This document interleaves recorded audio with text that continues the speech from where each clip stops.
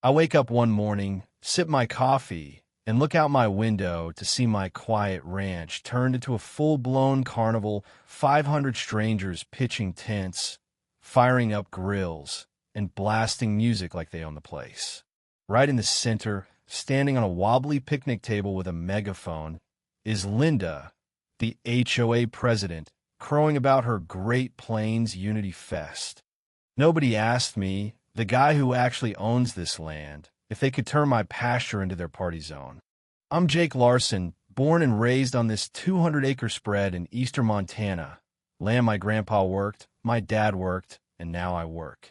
It's not fancy, just good dirt, a few dozen Angus bulls, and a barbed wire fence that held up longer than most marriages.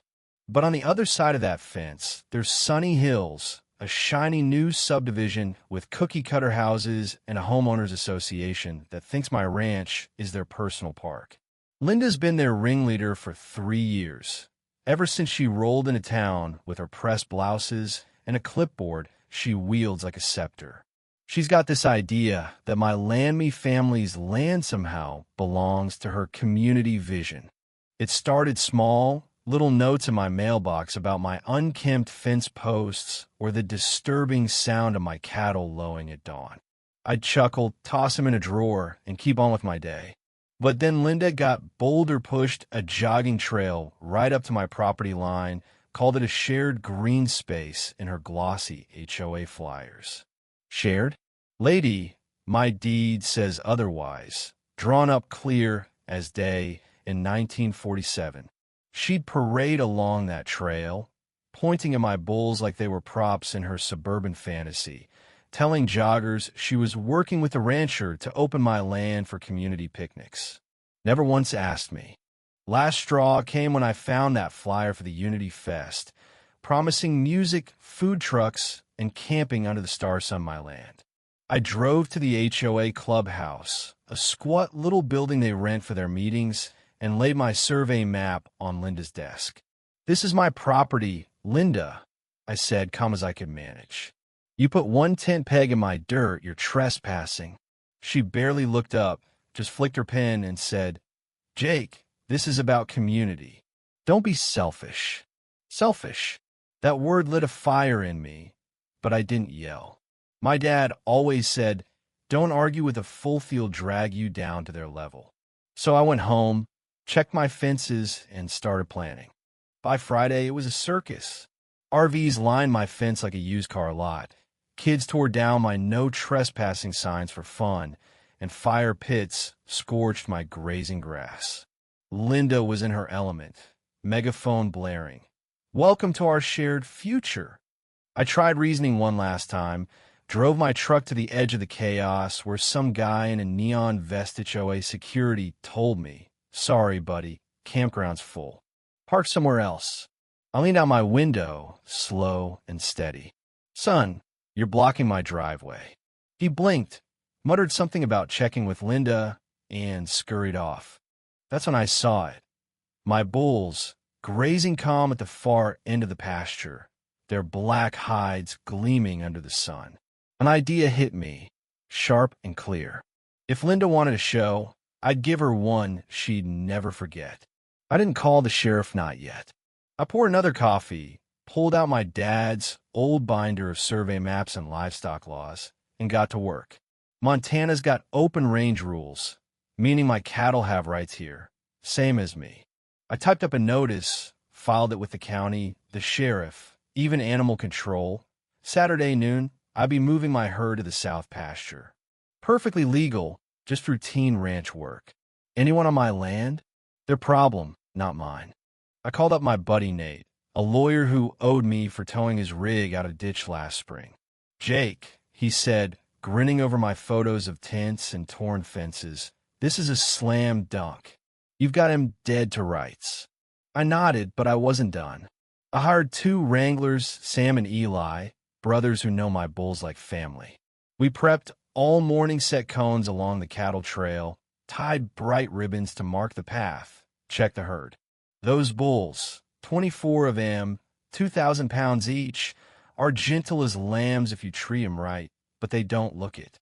To a city slicker with a solo cup, they're a walking nightmare. Noon hit, and I swung open the north gate. The lead bull, Brutus, snorted, and the sound carried like a thunderclap. The herd moved slow, deliberate, dust curling under their hooves like a warning. Across the field, campers froze.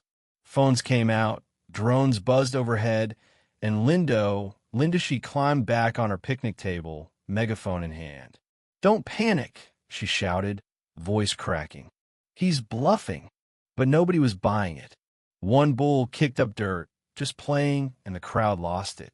Tents collapsed, coolers tipped, a food truck peeled out, leaving a trail of tacos in the dirt. Sam and Eli flanked the herd, whistling soft, keeping them steady. I stood at the gate, staff in hand, watching the chaos unfold. A golf cart some fancy HOA toy got too close to Brutus. He nudged it, just a love tap, and the thing crumpled like tinfoil, alarm wailing. Screams erupted. "Call 911, someone yelled. "He's trying to kill us." Linda was screaming too. "This is harassment. Arrest him." But the sheriff, who I'd tipped off the night before, just leaned against his cruiser, arms crossed. "Ma'am," he said, "those are livestock, not weapons." He filed the paperwork. He's in the clear. By the time the bulls reached the south gate, the campground was a ghost town: trash bags, broken chairs, and ruts deep enough to twist an ankle. Linda stood alone, her hat crooked, clutching her bent clipboard like it could save her. "This isn't over, Jake," she spat. I tipped my hat, looking forward to it. She came back swinging, of course. Next morning, a manila envelope hit my mailbox, an injunction, claiming I'd endangered lives with feral beasts. Psychological distress, property damage, even animal cruelty. I laughed so hard I choked on my coffee. Nate and I got to work, piling up evidence. Trail cam clips of campers cutting my fences, drone footage of their trash heaps, county reports slapping the HOA with fines for illegal fires and dumping. I'd even bought up some tax liens on their community parcels months back, just in case. Leverage, you know? Court day came, and Linda strutted in like she was starring in a courtroom drama, her lawyers flashing binders and fake smiles. I walked in with Nate and one binder-thick, heavy, every page a nail in her coffin. Her team spun a tale of me as some rogue cowboy terrorizing families. Then Nate stood, calm as a Sunday morning, and laid it out. Maps proving my land, videos of their trespass, sheriff's reports backing my herd move. The judge's eyebrows climbed higher with every page. When Nate slid over those tax lien receipts, showing I had a claim to their precious green space, Linda's smirk vanished. The gavel dropped. Her injunction? Tossed. The HOA? Order to pay for my fences, my grass, my legal fees, plus county fines for their mess. Oh, and they had to fund a local 4-H program. Ironic, right? Linda's empire crumbled right there. Her neighbors turned on her, packed the next HOA meeting, waving dues notices like pitchforks. "You cost us our savings," one guy yelled. She was voted out that night, red-faced, muttering about appeals. A month later, the new HOA president, a quiet guy named Tom, showed up at my gate. "Jake," he said, hat in hand, "we're done fighting. Let's fix this fence and move on." I shook his hand, and for the first time in years, that fence line felt like a boundary, not a war zone. Crews cleared the trash. Neighbors helped reseed my pasture. Even their kids pitched in, hammering staples and laughing with Sam and Eli. One evening, I walked the fence alone, sun sinking low, bulls grazing quiet. The land felt whole again, like it had exhaled after holding its breath too long. Linda? She sold her house, moved a county over. Rumor is she's trying to start another HOA. Good luck with that. I'm just glad to have my quiet back, my crickets singing at night, my bulls chewing cud under the stars. But here's what I learned, and I hope you take it with you. Boundaries aren't just lines on a map theory your backbone. People like Linda will push, lie, call you selfish for standing firm. Don't shout back. Stack your facts, keep your cool, and let the truth do the heavy lifting. So what do you think? Was I right to send those bulls through, or should I have handled it different? Drop a comment, tell me where you're watching from, and share a time you had to draw a line in the sand. Let's hear it, because out here, the land's got stories, and so do you.